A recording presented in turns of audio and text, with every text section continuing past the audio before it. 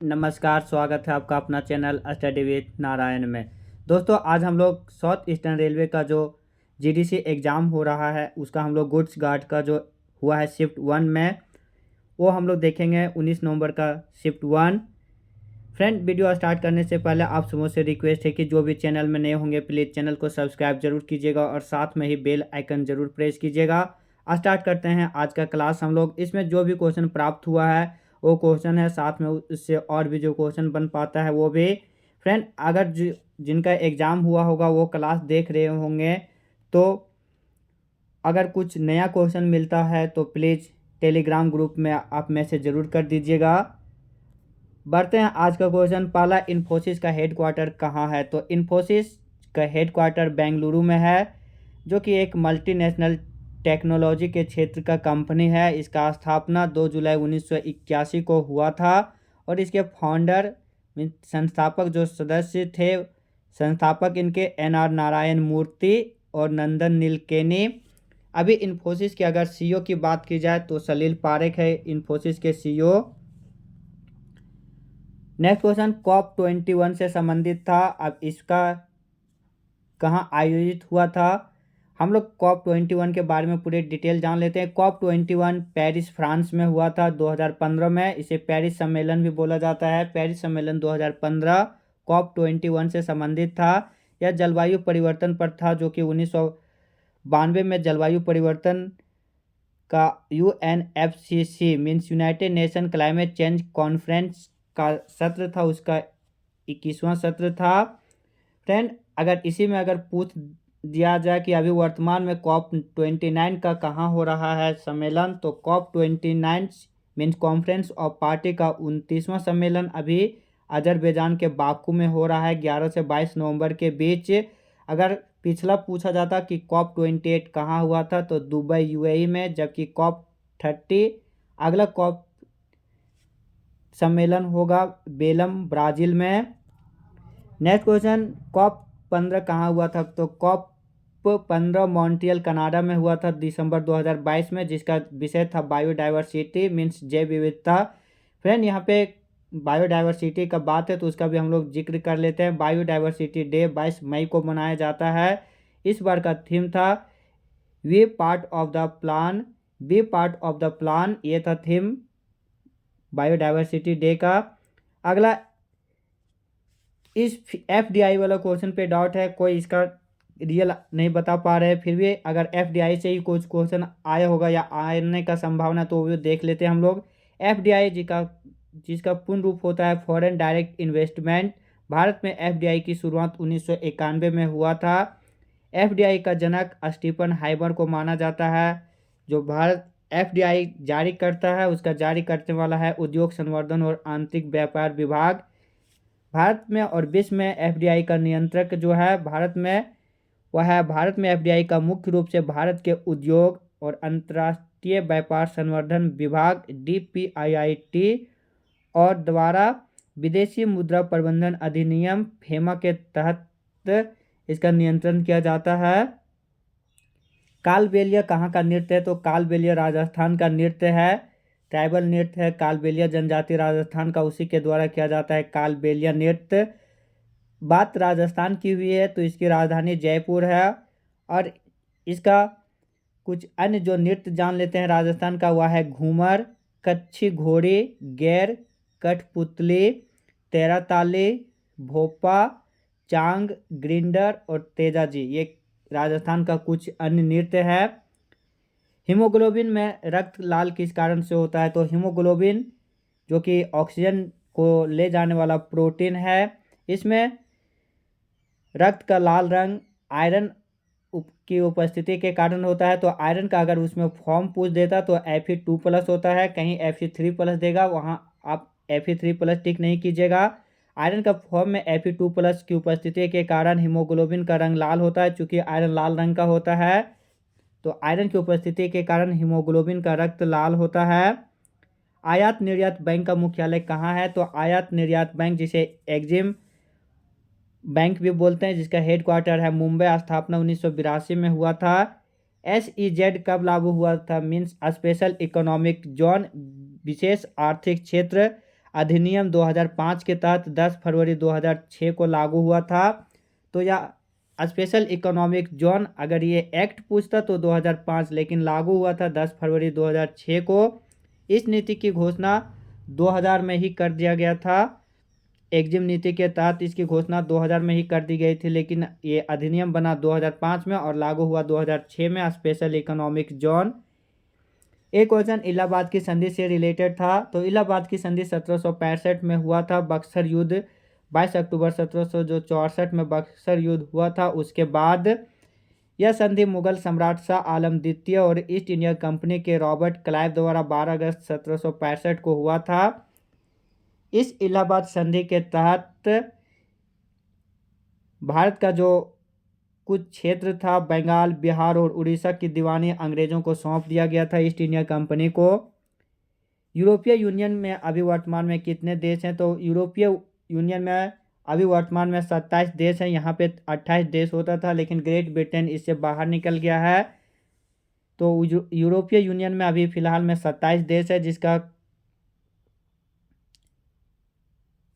यहाँ पे head quarter की जगह स्थापना वर्ष लिखा गया है। तो हेड क्वार्टर जिसका है ब्रुसेल्स, बेल्जियम, और स्थापना 1 जनवरी 1993 का हुआ था। यूरोपियन यूनियन 27 देश, हेड क्वार्टर ब्रुसेल्स, बेल्जियम, और स्थापना 1 जनवरी 1993।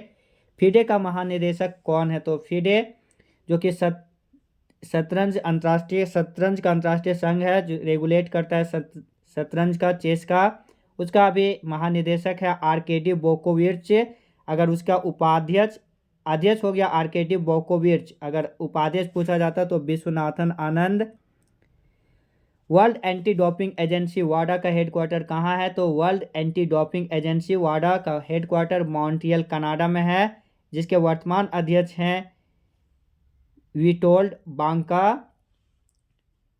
ये कोई भी खिलाड़ी जो प्रतिरोधी दवाओं का सेवन करता है उससे जांच से संबंधित है वाडा। World anti doping agency, headquarters Montreal Canada. यात्रियों के अनुसार सबसे व्यस्तम रेलवे स्टेशन कौन है? तो यात्री के अनुसार से सबसे व्यस्तम रेलवे स्टेशन जो है वह है Howrah junction railway station, Kolkata. सबसे ज़्यादा इसमें प्लेटफॉर्म भी है। एक स्वर्णिम चतुर्भुज के अंतर्गत शामिल शहर पूछा गया था। तो स्वर्णिम चतुर्भुज के बारे में हम लोग डिटेल जान लेते हैं। इसमें भारत के 4 प्रमुख महानगरों को शामिल किया गया है इस चतुर्भुज के अनुसार, जो कि रोडवे से संबंधित है। कुल लंबाई है इसका 5846 किलोमीटर। 6 जनवरी 1999 को पूर्व प्रधानमंत्री अटल बिहारी वाजपेयी के द्वारा स्वर्णिम चतुर्भुज ये परियोजना चालू किया गया था, जो देश के 4 प्रमुख महानगरों को जोड़ती है। पूर्व में कोलकाता, पश्चिम में मुंबई, उत्तर में दिल्ली और दक्षिण में चेन्नई को। तो इसमें शामिल शहर हो जाएगा कोलकाता, मुंबई, दिल्ली, चेन्नई। फेमिना मिस इंडिया 2024 के विजेता कौन है? तो फेमिना मिस इंडिया 2024 के विजेता हैं निकिता पौरवल, जो कि मध्य प्रदेश से संबंधित है। वायरस का फुल फॉर्म क्या होता है? तो वायरस का full form vital information resource under seize. ये वायरस का full form vital information resource under seize. एक क्वेश्चन और, IRDAI का फुल फॉर्म क्या है? तो IRDAI का फुल फॉर्म होता है insurance regulatory and development authority of India. Insurance regulatory and development authority of India, ये IRDAI का फुल फॉर्म, IRDA का फुल फॉर्म होता है। हिंदी में इसका नाम होता है भारतीय बीमा नियामक एंड विकास प्राधिकरण, जिसका कि हेड क्वार्टर है हैदराबाद, जो कि तेलंगाना की राजधानी है। अभी पहले ये आंध्र प्रदेश की भी राजधानी थी, लेकिन वर्तमान में आंध्र प्रदेश की राजधानी को अब अमरावती कर दिया गया है। IRDAI का स्थापना 1999 में हुआ था। एक मैथ का क्वेश्चन था। एक ट्रेन बिना रुके 30 किलोमीटर प्रति घंटा की औसत चाल से चलती है और रुक कर उसकी औसत चाल 22.5 किलोमीटर प्रति घंटा है। तो ट्रेन प्रति घंटा रुकने में कितना समय लेती है? तो प्रति घंटा रुकने का जो समय है उसका फॉर्मूला होता है चालों का अंतर बटे बिना रुके चाल इंटू 60। तो यहाँ चालों का अंतर 60 में 22.5 घटाएंगे तो 7.5 आएगा बटे 30 और गुने 60 करेंगे तो 15 मिनट हो जाएगा। मीन ट्रेन 1 घंटे में 15 मिनट रुकती है। फ्रेंड, ये अब तक जो हम लोग क्वेश्चन के 18-20 को और साथ में ही कुछ डिटेल एक्सप्लेनेशन शिफ्ट 1 में जो प्राप्त हुआ आज का 19 नवंबर का वो देखें। आप सबों से एक रिक्वेस्ट है कि जो भी चैनल में नए होंगे प्लीज़ चैनल को सब्सक्राइब जरूर कीजिएगा, वीडियो को लाइक और शेयर जरूर कीजिएगा, साथ में ही बेल आइकन प्रेस करना नहीं भूलिएगा। और अभी तो हम लोग इतना देख चुके, आप जो भी अगर इसमें नए होंगे जिसका आज एग्ज़ाम हुआ होगा प्लीज़ एक बार और रिक्वेस्ट है कि वो कुछ और नया क्वेश्चन मिलता है तो ज़रूर सेंड कर दीजिएगा। अब हम लोग कुछ आगे बढ़ते हैं। 16 नवंबर का जो 2 शिफ्ट का एग्ज़ाम हुआ था उसमें हम लोग 60 क्वेश्चन करवाए थे और बाद में 5-6 क्वेश्चन और प्राप्त हुआ है, तो वो भी हम लोग देख लेते हैं।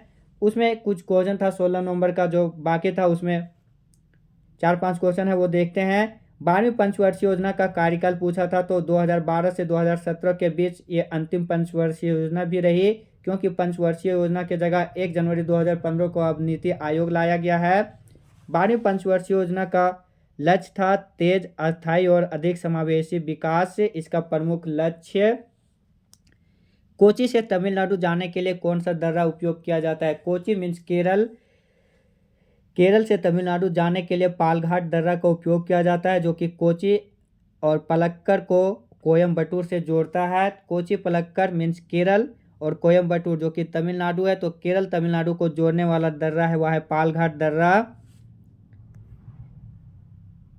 एक क्वेश्चन आईसीयू का फुल फॉर्म क्या है? तो ये न्यूबॉर्न बेबी से संबंधित होता है आईसीयू, या फिर बहुत क्रिटिकल सिचुएशन जब किन्हीं का होता है तो आईसीयू में रखा जाता है, वही आईसीयू है। तो आईसीयू का फुल फॉर्म होता है intensive care unit. Intensive care unit.